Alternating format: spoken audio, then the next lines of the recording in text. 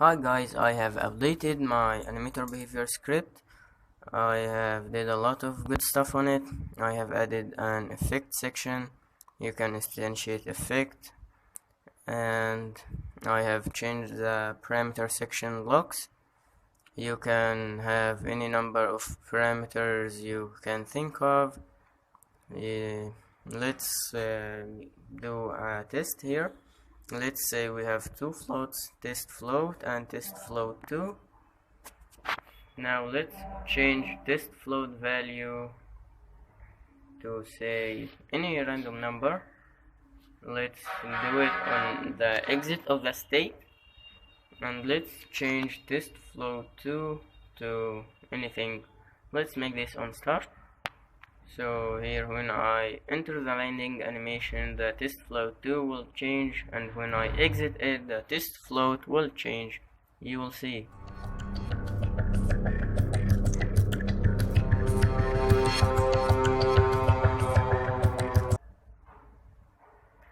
So the same thing with the for types, with booleans, triggers, integers.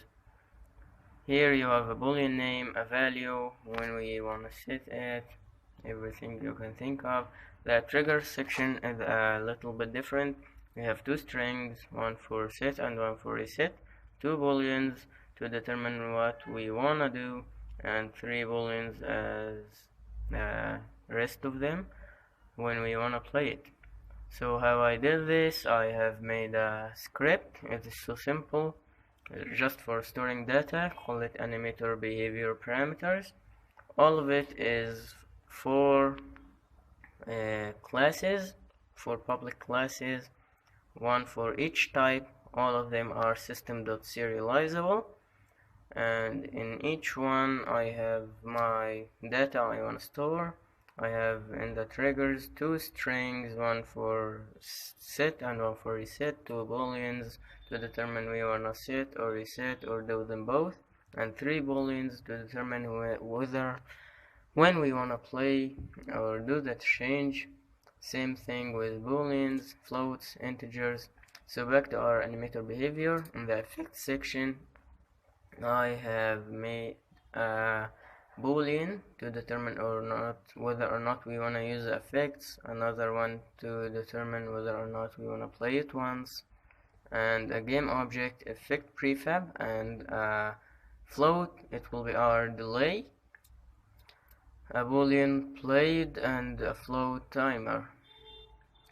On the enter of the state, if we wanna play, if we wanna use the effects, and if you wanna play it once, we will reset our boolean effect played to false, so we can play the effect again if we exit the state and re-enter it. And we are resetting our effect timer to our delay value. In the update, if we want to use the effects, we are decreasing our timer by time the delta time. If we want to play it once and we haven't already played it and our timer has reached 0 or below, we will instantiate our effect at our position and rotation, and we will set effect play to true, so we can't play it more than once if we are checking play once, and we are making it false in the enter of the state, so we can play it again, but not in the same time. If we don't wanna use it once, we are simply wait for the timer and instantiate it. If we want to happen immediately, just set timer to 0. And in the parameters, I have triggers array, call it triggers, and the triggers is my class I have made, one for each type. I have made a for loop, int I equals 0, I is less than triggers.length I plus.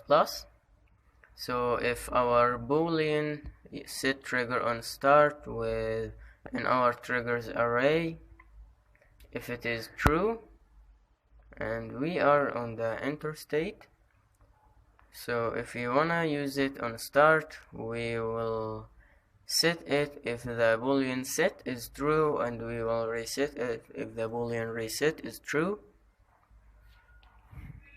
Same thing with booleans, and if we wanna set it on start, we will call animator.setBool, bool name to bool value. Same thing float, same integers. If we wanna use it on start, we will call anim.setFloat, set float name to float value and integers. I have the same thing for the update and exit. I have only changed the boolean name on start to on update, on start to on exit, and simply that is everything for today I have made on the script, but it is really adding a good touch to your game and will really help you out. So goodbye for now.